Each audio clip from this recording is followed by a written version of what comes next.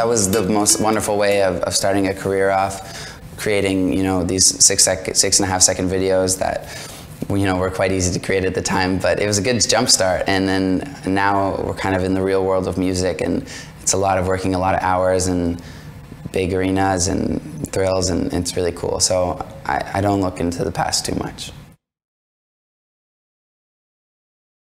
I'm on Instagram a lot, especially lately, especially with the whole stories and stuff. My Instagram is doing really well, so I'm always on that. I would say be true to you, and try not to, and don't copy people, because people like other people for certain reasons. Doesn't mean they're going to like you for the same reasons.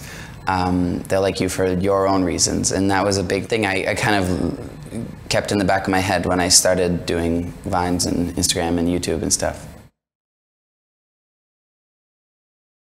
Yeah, definitely. You know, a lot of people who are, you know, social media stars are considered like not real stars, and I think people underestimate the amount of work, you know, it takes to kind of actually upload, you know, an edited video every single day and document your life like that.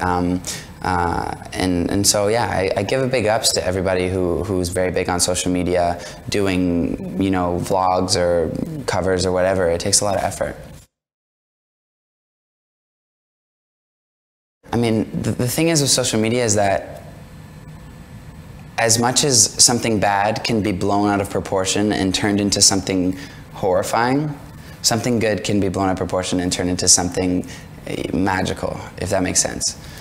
And so, you know, there's always going to be these times when social media is bringing people down to a really low level, and it's horrible, and unfortunately that's kind of the nature of the beast, because when something good happens, something extraordinary happens, and you can't have one without the other. All the time, and I do, and it's important to. When I go home sometimes I just like, I'll stay off social media for a few days, and I think, you know, especially my fans, they understand, you know, they're really respectful of my private life, and they understand when I want to just go home and hang with my friends for a few days. But then I get the itching, like I crave being on Twitter and on Instagram all the time, so it doesn't feel like work.